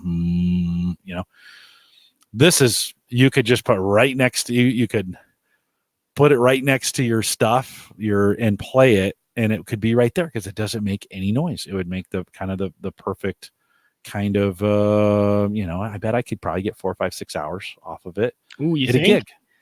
Depends on what kind of speakers you're running. Well, let's see. Yeah, that's true. And you'd be running quite a few things at once. What the wattage? Well, you would be running your amplifier out to the speakers. My speakers are non-powered, so I have an amp that amps them, and I think it's a 300 watt. And so as I look at that, I already closed it. Did I leave it open? Let's see. So let's go back. Yeah, I closed it. No. Again, it's giving me some options. Yeah, it definitely opens up the doors. So I thought those were pretty cool. If you go to their Kickstarter, I think you can still take advantage of their Kickstarter prices. If you get those right now, the 1000, the Delta 1000, it's on a super early bird. It's $699. If you go with their 1300, $799. That's not bad pricing for what you're getting here. And then they do have kind of what they call a portable energy bundle. So it's let's say $1,100. It's $1,099. You get a solar panel. You get a 110 watt solar panel with it as well. So it's the 1300 version with a solar panel, the charging cable, and everything that you need. The estimated delivery date is December 2019. So this isn't something you can get today. You can unwrap it under the tree, and then power the tree with it. There you go. Hey, look, honey, plug the tree. Hopefully it comes fully charged. I can run this tree for 2 days. Oh, super cool. And maybe a cool little gadget that, again, I'm with you. I still like to have a gas generator that I have around just for that. Mike, finally, as we kind of close things out, you've seen them and I've seen them. We have maybe every city in the nation struggling with this. We have these scooters, these electric scooters, right? That are getting put everywhere around town. I really thought they'd disappear by now, but for whatever reason, they're everywhere. Every morning when I drive in, they're meticulously parked in rows on the corners downtown. I drive through downtown to get to work. You probably, you don't have them out there in your area, do you? No. Okay. They stop at 680. Okay. So, and that's our western edge. That's the interstate that kind of skirts down, or really now splits east and west. It does. Yeah. It's like central. And so, which is kind of weird because 60th used to be central, but now it's 114. Yeah. 100th. So, they're everywhere. But what happens when a hurricane comes through? And you have the potential. You're in Orlando, by the way. I was just in Orlando. They're everywhere in Orlando. And you have the potential for 140, 150, 160 mile an hour winds. And these things become missiles, right? So the company's hurricane came through Florida this weekend. Fortunately, I don't know if it's been as bad as they thought. It's kind of skipped. Really hasn't skipped by Florida. South Carolina's getting hammered right now. Tony, you get much weather? You're in that area, right? He's in the chat room.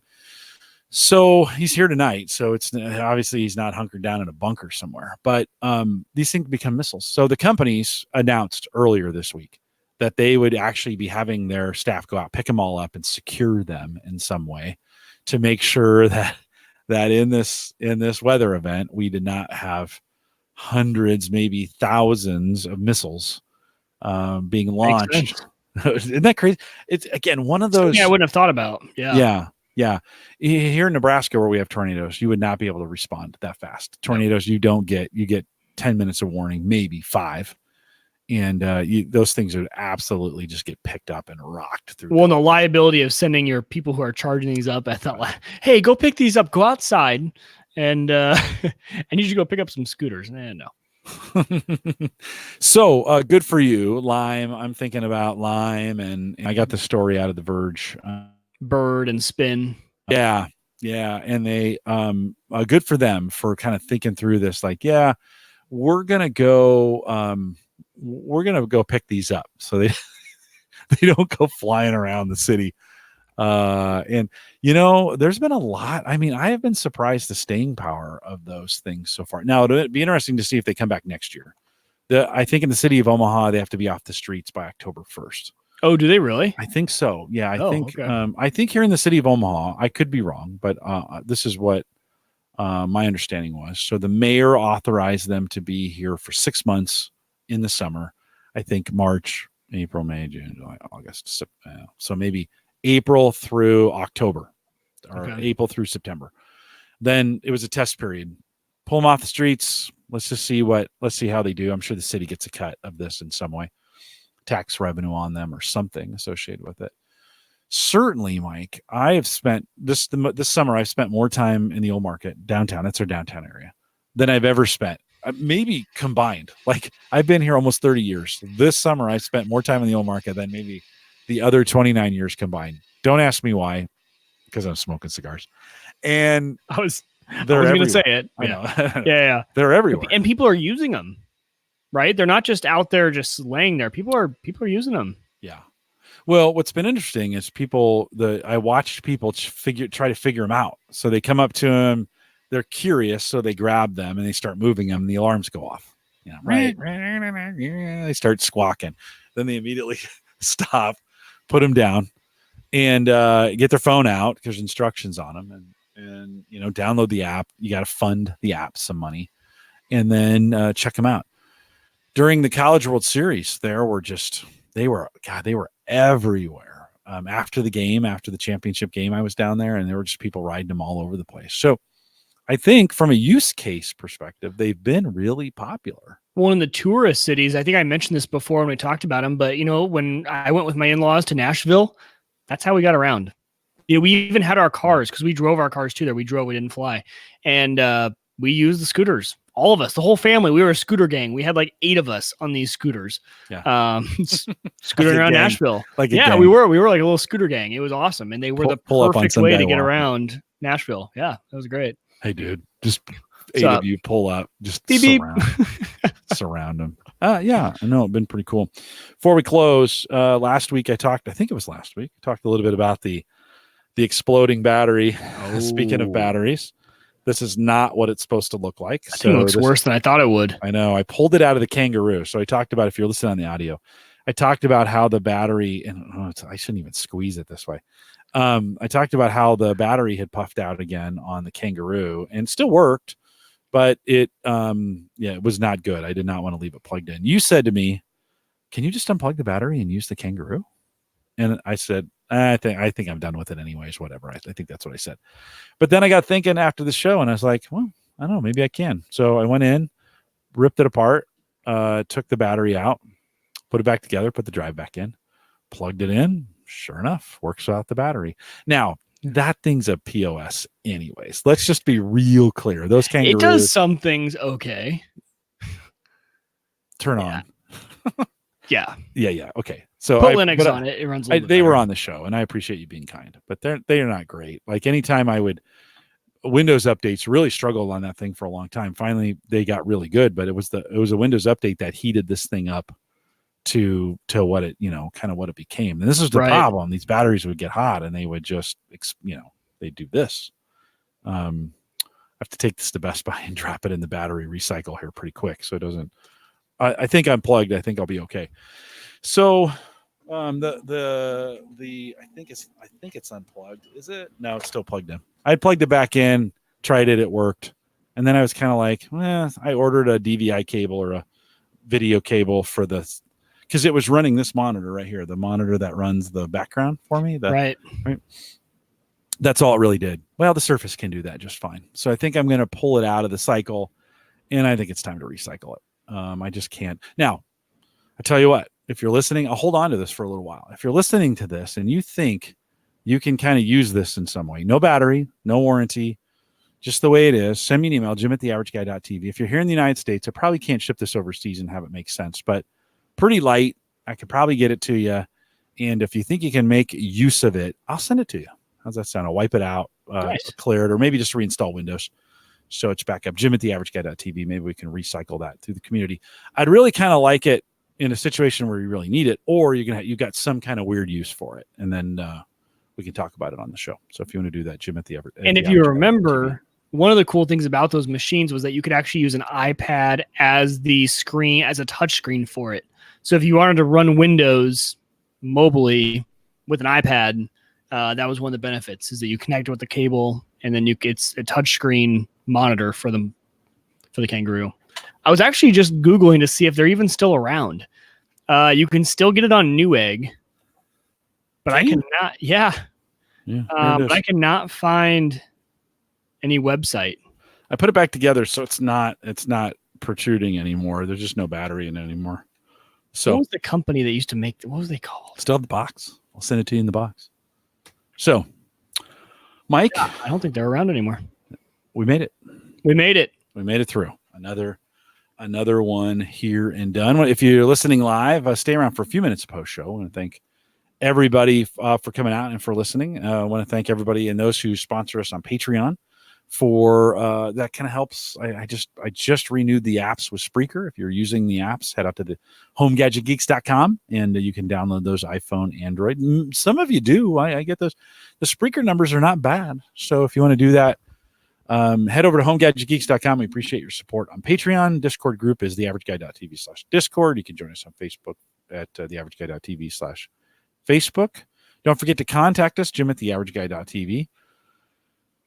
Big shout out and a big thanks. I spent some time in the beginning of the show talking about this. Big thanks to Christian for just rocking it on our hosting. You can get high-speed, reliable hosting from people that you know and you trust. And, of course, that's Christian, maplegrovepartners.com. He's got some super awesome hosting and plenty of room, and he loves Home Gadget Geek listeners. So if you want to get that done, head out to maplegrovepartners.com. Mike, did you continue doing HelloFresh? I did. We've been doing like every other week. Okay. So we just did it last week. I made the mistake. I did not know there were some that cost more than the others. So I ordered a premium one, which was really good though. Yeah. I actually posted it in the Discord. So if you want to see a picture of it in the general, it was some crusted chicken with bacon spread over the top, asparagus with mashed potatoes. It's been good. It's been real good. Yeah, it's about $10 more. I think if you do it on a 2-person, it's like $5 a person. If you do it that way. Usually a little better meat or a premium cut or something along those lines. So yeah, but I think this one was like the asparagus, right? It was chicken and asparagus and bacon. So you kind of were getting that's why stuff bacon. there. He had bacon. I've never seen bacon in HelloFresh. Oh, dude, it was these thick slices too. Have we? Oh yeah, we had cauliflower bacon mac and cheese, and that's the only time we've seen bacon in HelloFresh. But we had beef teriyaki over rice with broccoli. Yeah, beef teriyaki broccoli over rice last night or 2 nights ago. It was super good. I need to look it up. There was one so I did the order and then I showed Hannah what we got, and she was like, "Why did you get this?" And I was like, "Oh, you're right. I don't know. That's going to be awful." And it was our favorite meal we have had. It was one of those like totally surprising. Have you had that where you've gotten something from them and like, I don't know, it was like a low end pick, right? Like a low draft choice, and it ended up being like or you make a mistake and get a veggie one where you're like, "Oh, I don't know, no protein." And then you get it and you're like, "Dang, this is pretty good." this is wow. So I've just enjoyed cooking them. We've got one more. I don't know when we're going to do it for this week. Maybe I guess tomorrow night. Oh no, we've got friends coming over tomorrow night. So I guess we'll do it Saturday night. Keep a week. Sometimes you have to refresh the vegetable, and carrots in particular don't. Yeah, Sarah's saying carrots and green onions will not make it a week if you leave them in your fridge a week. Right. This one was a crispy chickpea tabbouleh bowl. I think this one was a veggie one. Oh my gosh, it was so good. Hannah ended up making it again with just going to Hy-Vee and getting the ingredients. It was so good. Right off the menu. Yeah. Andrew says, I like fake bacon or fakin'. Fake bacon. Fakin'. I like it. If you want to try HelloFresh, I've got coupons that'll get you a week for free. Mike did it, and again, I don't do this because I make anything off of it. I do it. Well, I make some weight off of it because it's delicious. So if you want to get some HelloFresh, let me know, Jim@theaverageguy.tv, and I'll send you that coupon, and you get a week for free. Like I said, you don't have to do it every week. You can do it every other week. You can do it every third week. They literally do not care. You just cancel for the week. You have to do it. You have to do it before the shipping. You got to give them a little bit of time. You can't do it like the day before they ship. But they got a plan, for God's sakes. So just cancel it, and you're done. No guilt. Mike, have they ever guilted you when you took a week off? Like, hey, where did you go? Never. Yeah, no, they really don't care. And you could do multiple weeks off the app in advance. So it could be like, I've done that actually. Because I did last week off. I did this week, this week and next week off, because I knew those 2 weeks weren't going to work well for what we're doing. Yeah. And I think you can plan up 6 weeks out or something like that. So you can have it all planned out, or you can kind of do it week over week. So let me know, Jim@theaverageguy.tv. We are live every Thursday, 8 p.m. Central, 9 Eastern, out here at theaverageguy.tv/live. Talked about in the beginning of the show, some stuff that's coming up, and hopefully you join us live. Come out Thursday, theaverageguy.tv/live. We'll get you there. Stay around. If you're listening live, stay around for a little bit of post show. With that, we'll say goodnight, everybody. Oh, Ron is saying HelloFresh finally available in Canada. Well, Ron, get a code from Jim. Yeah, for sure. I wonder if that'll work. I mean, sure it will, wouldn't it? Yeah. Because now I've got a bunch of codes burning a hole in my pocket too. Got to find more friends. I know. It's so great, man. It's awesome. I'm so glad I tried it. I might actually unskip next week. Oh, so good. I'm surprised. It's so satisfying to come home, open up the bag, chop some stuff up, throw it in. Sarah was busy the other night, and so I just came home a little bit early and got everything going, and she wanted to jump in and help a little bit, but I had most of the things done. It's just kind of fun to have that, like, no, I got this. Yeah. I kind of got this. So yeah, she's never sad if she doesn't have to cook. She has cooked many meals for many more than just the two of us. And what I love on the recipes is that I like the wine pairing, that they kind of give you some suggestions. Oh yeah. Yeah. On wine pairing. How great would it be to be a chef for HelloFresh? Are you doing this next week? Yeah, she's already picked them. Here, I'll log in. I think I might go with another veggie bowl, like the roasted veggie caprese bowls. It's a Hall of Fame one for them. Oh yeah, actually looks pretty good. But I've never seen a gourmet plus. They're getting super creative. Like, when we started this a year and a half ago, we they had maybe 7 options, and now you have like 12. Like, it's almost overwhelming. You're looks like, really good. Yeah. So we have the cherry balsamic pork chops picked. And then we have crispy maple mustard chicken. So we still have to we did the teriyaki, and then so you're doing 2 a week. We have baked chicken. Yeah, we're doing 2 for 4 actually. Gotcha. So it's enough for us and a little bit more, and then 1, maybe 2 leftover meals for us. That makes sense. So we're just cooking really twice a week. 3 times a week was a little too much for us. So we moved to the 4-person meals twice a week, same price for the most part. Like, right. And so this week we have baked chicken parmesan over spaghetti marinara. So that'll be easy that'll hold up really well. in the fridge until Saturday. So yeah, Sarah goes out and picks them now. She goes out and picks them a couple weeks in advance. Gets some, but there's bruschetta chicken is good. Sweet heat shrimp tempura bowls. That's super good. We've had the Parmesan crusted chicken. That's another Hall of Fame one. God, that is dynamite. That one is dynamite. One of the cool things, if you look down below, they got a 20-minute meal called sesame beef tacos. And they do, sometimes they'll use radishes instead of, so they'll pickle radishes instead of using lettuce on a taco. And so you get the same crunch, but kind of a more hearty, like, lettuce is wimpy. Yeah. So, but a pickled radish? That's the kind of stuff that I've been loving about this. Like all the different, like I never would have thought to even do that. No, not a million. I didn't even know what pickling. Well, I knew a pickle. Right. I didn't know you could pickle things. Right. Like, especially like in the moment, right? I didn't know. I thought that like took time. You had to like pickle stuff. Crema sauce also was, when you make sour, some kind of sour cream, some kind of whatever. Right. The other thing I never ever thought to do is add sour cream to sauces to thicken them up and like make them, and I never would have done that before. And so, now I'm like, hey, what else could we put in this thing? And I'm getting to the point now where I'm changing the recipes just a little bit, kind of based on what you like. Oh, like it'll say, cook the chicken first, take the chicken out, and then make the sauce, and then add the chicken back in. Well, I've been bringing the chicken back in a little bit early, so it kind of cooks in that sauce a little bit, as it's making the sauce. Yeah, and you're like, whoa, this is super. This is good. So other Jim said you both sounded like you were Californians. Hella fresh. Yeah. Well, that's what Tim, my son, calls it. Hella fresh. Hella fresh. Hella. Have you seen Saturday Night Live? Have you seen the Californians? Saturday Night Live. Oh my god, it's super fun. Being a Californian, I can appreciate it.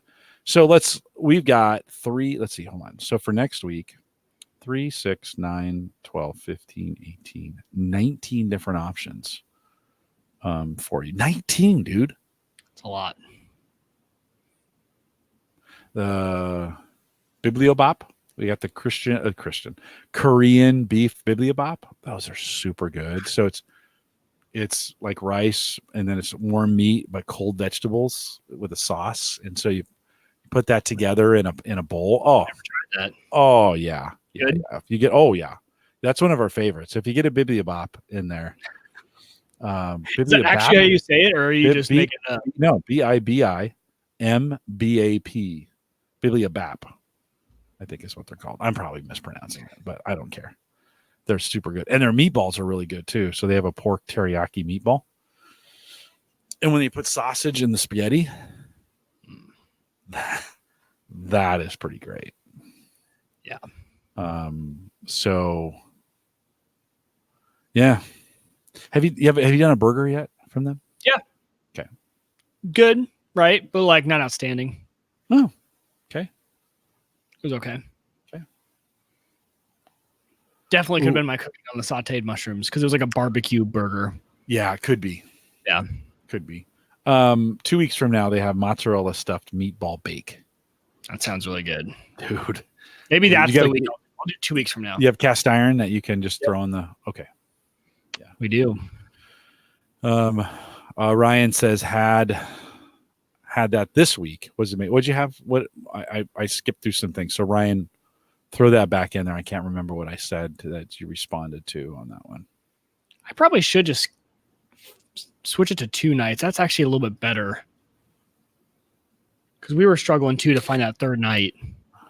Yeah, well, I like the 2 for 4 people, because one, you get a little bit more food that way. It's still more expensive, but they also charge you for, if you do 2 people 2 nights, they also charge you for shipping, which kind of doesn't make any sense. Oh, it's like an extra $7 for shipping too. Yeah. So you don't have to pay for shipping the way you do it? Not if you do the 4-person. Let me look and see. Oh, he did the Korean meal. Yeah, it's okay.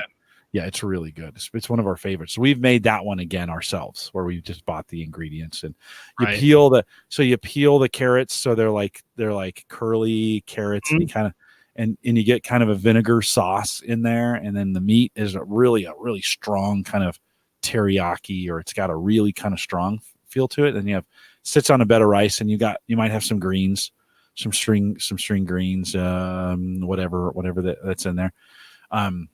Cilantro. Sometimes they'll throw some cilantro in with that. I love when they include stuff. It's just that that's something on the top that just makes it good. Let's see, account settings.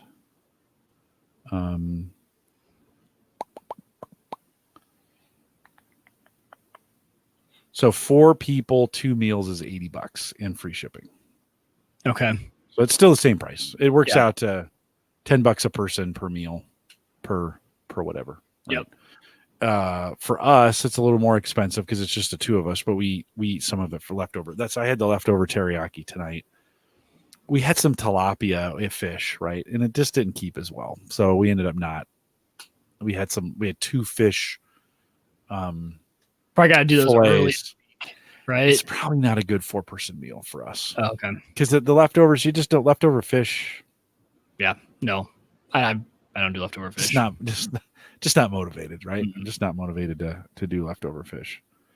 But spaghetti, any of those kinds of things where they're kind of all mixed together anyways, those make great leftovers. I'm glad you're doing it, man. It's a pretty cool. Oh, it's been great. Even just getting my cooking skills up, right? Because like I've never ever been a cook besides the barbecue, nothing. So it's helping me get that kind of stuff. Get better at it. Yeah. No, I think it just gives you. Do you and Hannah do it together? No. Oh.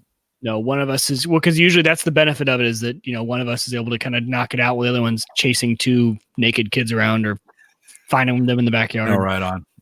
If that works, we make a cocktail and start cooking. Well, and that's what Hannah's loved about it. She's like, because now she's a professor for 2 different classes, and she was working on that on the couch with the boys, and I'm back there cooking, and she goes, I can get used to this. Like I can really, because I don't, if it's not on the barbecue, I don't do it because I don't know how. Right. So that's I think what she's enjoyed about it most is it kind of allows me to be more autonomous with the cooking. Yeah, I just think it gives you an assist. Yeah, it does. Totally does. You're kind of like you really can't mess it up. Oh, you can, but it's harder. Yeah. I think it's harder to get. I messed up. I added too much. Well, I misread the instructions and I added too much water to a sauce, and so it's super runny. Oh. And Sammy saved the day. She's like, I wish I had some cornstarch to it. She grabs that out of the thing, stirs it in.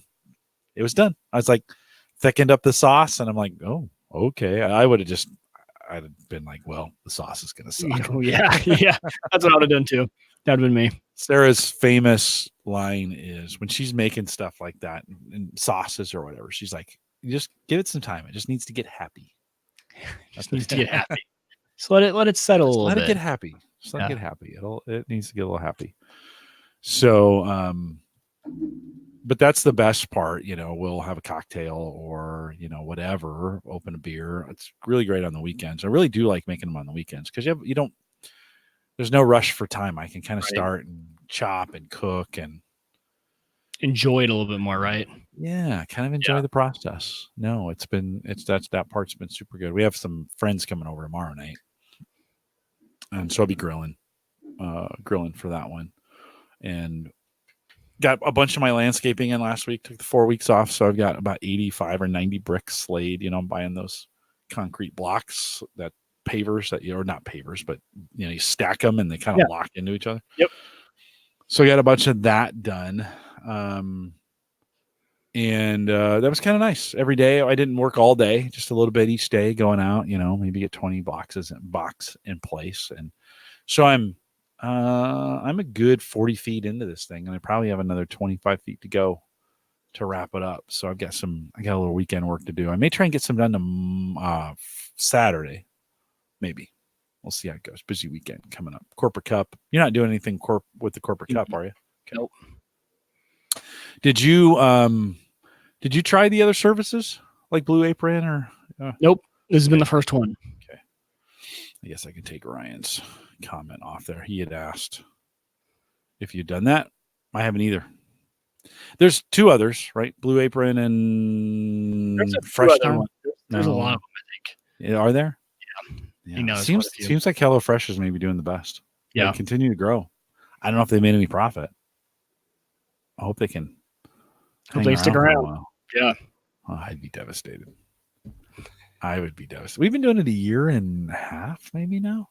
Wow. Yeah. That's weird to think. That is weird to think that you've been. We have a stack. We have a binder of recipes from that.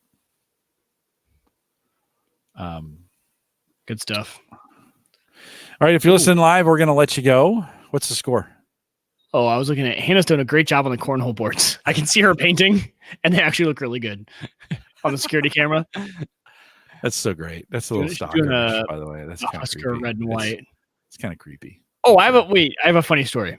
Okay, real quick before we cut off. This is a special. It's not even that funny, but for those of you who have stuck around this long, so and stop me if I told this story.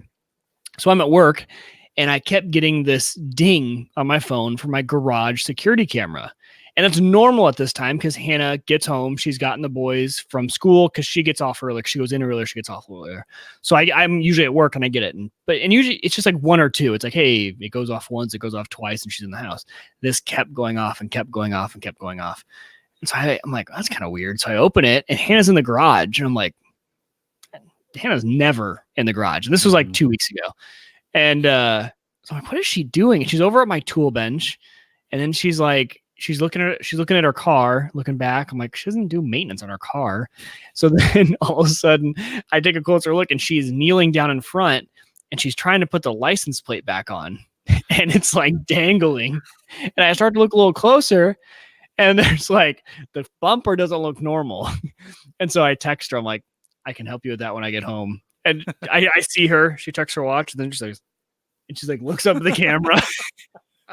And she's like, you're not going to want to, you're going to be super pissed. And oh man, she had I was like, what happened? She was, I was so tired. I was in the parking garage at work and instead of putting it in reverse, I put it in drive and I just hit the cement wall right in front of me. She was not that hard at all. And the bumper's fine. It just kind of but then when you back, she goes, it was at an angle, so she had to back out and it ripped the license plate off. Yeah. And I got a big crack out of it because I caught her like she was just like, oh no, I forgot about the camera. She looks up, looking up. Funny one. That is a I got a good good kick. I was actually in the kitchen at work and I was showing my buddies. I was like, look at this. What should I text her? Well, some of those have speakers in them. You could talk. I know, mine doesn't. Yeah. I should have. You're like, hey. I did that. Sarah was doing something and I had the speaker on and I was like, hey, what are you doing? And she's like, are you spying on me? Yes, I am. I am spying on you. Guys, boyfriend to go home. Okay. If you're, I would be so lucky. If you're listening live, thanks for coming out. Good job tonight. Appreciate you guys. We'll see you next week.